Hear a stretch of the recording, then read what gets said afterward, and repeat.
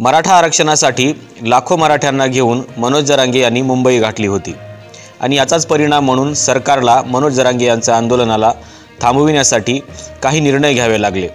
सुरुवातीला सरकारने असं सांगितलं की मनोज जरांगे यांच्या सर्वच मागण्या आम्ही मान्य केलेल्या आहेत आणि त्या अनुषंगाने त्यांना एक पत्रही देण्यात आलं, परंतु त्याचा GR मात्र नंतर काढला जाईल असं त्यांनी सांगितलं।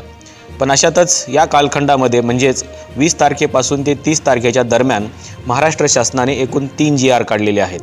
या तिन्ही GR कडे ज्यावेळेस आपण बघतो त्यावेळेस आपल्याला असं दिसतं की मराठा आरक्षणाच्या मागणीसाठी महाराष्ट्र शासनाने OBC साठी राखीव असलेला निधी खर्चायला सुरुवात केलेली आहे। आणि मग हे जे 3 GR आपण बघतो या 3 GR मध्ये नेमकं मराठा समाजाला काय मिळालं तर यातून मराठा समाजाला काहीही मिळालेलं नाही हे तरी दिसत असलं तरी मात्र OBCचं मात्र इथं नुकसान झालेलं आहे। कारण OBC साठी असलेला अर्थातच इतर मागासवर्गासाठी राखीव असलेला निधी हा मराठा समाजाच्या आरक्षणासाठी किंवा त्यासाठी जे काही समिती गठीत करण्यात आलेली आहे त्या समितीवरती खर्च करण्याचा निर्णय शासनाने घेतलेला आहे। हा निधी किती आहे हे देखील आपण बघणार आहोत, परंतु या कालखंडाच्या दरम्यान जे 3 GR काढलेले आहेत हे 3 GR कशासाठी काढलेले आहेत हे देखील बघणं तितकंच गरजेचं आहे। पहिला जो GR आहे तो GR 25 जानेवारी 2024 रोजी काढण्यात आलेला आहे। या GR मध्ये मराठा समाजातील शैक्षणिक प्रवेश घेणाऱ्या विद्यार्थ्यांना इतर मागास वर्गाप्रमाणे शैक्षणिक सवलती व इतर सर्व लाभ अनुज्ञेय करण्याबाबतचा हा निर्णय आहे। अर्थातच या निर्णयामध्ये असंही म्हटलेलं आहे की SC-BC जो काही निर्णय शासनाने घेतलेला होता म्हणजे socially and educationally backward class म्हणून मराठा समाजाला जे आरक्षण महाराष्ट्र शासनाने दिलेलं होतं हे आरक्षण 5/5/2021 रोजी सर्वोच्च न्यायालयाने रद्द ठरवलं, म्हणून मराठा समाजातील तरुणांना या आरक्षणाचा लाभ इथून पुढे घेता येणार नाही। याकरिता हा GR 25 जानेवारी 2024 रोजी काढलेला आहे आणि त्याच्यामध्ये इतर मागासवर्गीयांना ज्या काही गोष्टींच्या सवलती मिळतात त्या सर्व सवलती मराठा समाजाला देण्यात येतील असा या GRचा अर्थ आहे। अर्थातच इतर मागासवर्गासाठी जे काही बजेट राखीव ठेवलेलं होतं तो त्याचा खर्च याच्यावरती पडलेला आहे। दुसरा जो GR आहे तो GR 25 जानेवारी 2024 अर्थात त्याच दिवशी काढलेला आहे आणि या GR मध्ये असं म्हटलेलं आहे की कुणबी मराठा जात प्रमाणपत्र व जात वैधता प्रमाणपत्र देण्यासाठी वंशावळ जुळविण्याबाबत कार्यवाही करण्याकरिता समिती गठीत करण्याबाबतचा निर्णय या 25 जानेवारी 2024च्या या GR मध्ये घेतलेला आहे आणि या GR नुसार न्यायमूर्ती श्री संदीप शिंदे अर्थातच सेवानिवृत्त असलेले न्यायमूर्ती यांच्या मार्गदर्शनाखाली ही समिती गठीत करण्यात आलेली आहे आणि या समितीला असं सांगितलं गेलेलं आहे की जे काही निजामकालीन पुरावे मराठा समाजाच्या अनुषंगाने सापडत आहेत त्याच्यावरती वडिलांचं आणि आजोबांचं नाव आहे किंवा दोनच नाव आहेत, आडनाव नाही, अशा वेळेस त्या व्यक्तीची वंशावळ जुळविण्यासाठी अडचणी येत आहेत आणि म्हणून त्यासाठी मार्गदर्शन करण्यासाठी म्हणून ही समिती स्थापन केलेली आहे। आता तिसरा जो GR आहे तो GR खूप मजेशीर आहे, कारण त्या GR मध्ये OBC साठी राखीव असलेला जो पैसा आहे तो पैसा या GR नुसार खर्चण्याची अनुमती देण्यात आलेली आहे। हा जो GR आहे हा GR 24 जानेवारी 2024 रोजी काढण्यात आलेला आहे। या GR मध्ये नेमकं काय म्हटलेलं आहे बघा, मराठा समाजाच्या मागासलेपणाची तपासणी करण्याकरिता आवश्यक मनुष्यबळ, कार्यालयासाठी जागा, फर्निचर, स्वतंत्र सर्व्हर यंत्रणा, संगणकीय यंत्रणा इत्यादी बाबींसाठी निधी उपलब्ध करून देण्याबाबतचा निर्णय या GR नुसार घेण्यात आलेला आहे। अर्थातच मराठा समाजाच्या सर्वेक्षणासाठी किंवा त्यांची जी मागासलेपण तपासण्यासाठी जे काही सर्वेक्षण केलं जाते त्या सर्वेक्षणासाठी शासनाने स्वतंत्र निधीची तरतूद केलेली नाही। तर मग हा निधी कुठला खर्च केला जातोय तर हा निधी इतर मागासवर्गाच्या अनुषंगाने जे काही तरतुदीसाठी निधी उपलब्ध करून ठेवलेला होता तो GR खर्चण्यासाठी सांगितलेला आहे।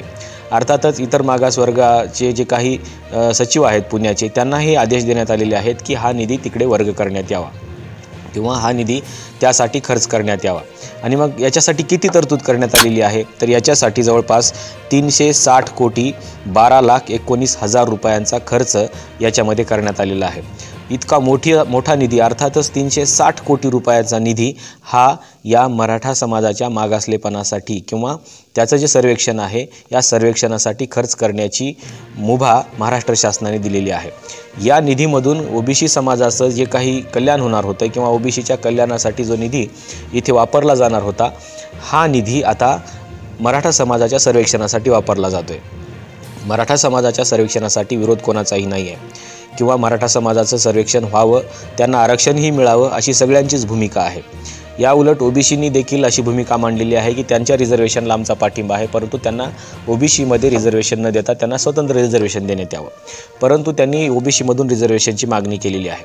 इथपर्यंत जरी ठीक असलं तरी आता जो काही निधी खर्च केला जातोय तो निधी ओबीसींचा निधी होता किंवा इतर मागासवर्गाच्या कल्याणासाठी उपलब्ध करून दिलेला, म्हणजे मागच्या बजेटमध्ये उपलब्ध करून दिलेला हा निधी होता आणि तो निधी ओबीसींच्या वेलफेअर स्कीमसाठी खर्च करण्यात येणं अपेक्षित होतं किंवा तशा पद्धतीने खर्च करणं गरजेचं होतं, परंतु त्या पद्धतीनं किंवा त्यासाठी खर्च न करता हा निधी मराठा समाजाच्या मागासलेपण सिद्ध करण्यासाठी जो काही सर्वे केला जातो आहे किंवा त्याच्यासाठी जी काही यंत्रणा उभी केली जाते, याच्यामध्ये संगणक आहेत, कर्मचारी आहेत किंवा जो काही स्वतंत्र सर्व्हर यंत्रणा सांगितलेली आहे, टेबल खुर्च्या ज्या काही असतील, या सर्व खरेदी करण्यासाठी ओबीसींना राखीव असलेला निधी यासाठी वापरण्याची मुभा देण्यात आलेली आहे।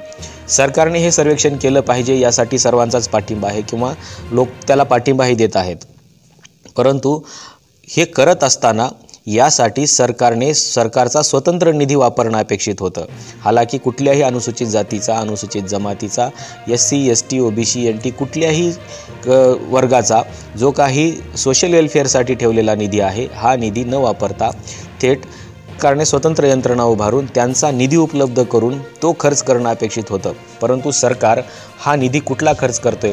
मागे एक वेळेस बार्टीचाही निधी अशाच प्रकारे वापरण्याची मुभा देण्यात आली होती। बार्टीच्या निधीच्या संदर्भामध्ये अनुसूचित जातीतील लोकांनी विरोध केल्यानंतर हा निधी थांबविण्यात आला। आता यासाठी ओबीसीचा निधी वापरला जातोय, अर्थातच ओबीसीच्या विद्यार्थ्यांचा असेल किंवा ओबीसीच्या कल्याणाचा असेल, हे मोठं नुकसान होणार आहे आणि म्हणून सरकारने असा कुठलाही निधी न वापरता थेट सरकारचा निधी वापरला पाहिजे किंवा सरकारने त्याच्यासाठी विशेष तरतूद केली पाहिजे, परंतु तशी तरतूद न करता सरकार थेट ओबीसीचाच निधी वापरते। अर्थातच याच्यामध्ये ओबीसीच्या विद्यार्थ्यांचं किंवा जे काही गरीब लोक आहेत त्यांचं मोठं नुकसान होणार आहे। हा निधी काही थोडा नाही आहे किंवा 1-2 कोटीचा निधी नाही आहे। या निधीमधून मराठा समाजाचं सर्वेक्षण करण्यापेक्षा याच्यासाठी जर स्वतंत्र निधी उभारला असता तर त्याचं स्वागतच झालं असतं, परंतु एखाद्याच्या घशामधलं काढून घेऊन हा खर्च करण्यापेक्षा किंवा आहे ती यंत्रणा देखील सरकारला वापरता येऊ शकली असती, एवढीच मोठी यंत्रणा उभी करण्याची सरकारला गरजही नव्हती, परंतु ती यंत्रणा उभी केली जाते आणि त्यासाठी 360 कोटी रुपयांचा निधी खर्चही केला जातोय। हा ओबीसीच्या घशातला घास काढणं तुम्हाला योग्य वाटतं का? याचा विचार आपण केला पाहिजे। तुम्हाला नेमकं सरकारच्या या निर्णयाबद्दल काय वाटतं हे सांगायला विसरू नका। हा व्हिडिओ लाईक करा, शेअर करा आणि सबस्क्राईब देखील करा। या व्हिडिओवरती कमेंट करायला विसरू नका। धन्यवाद।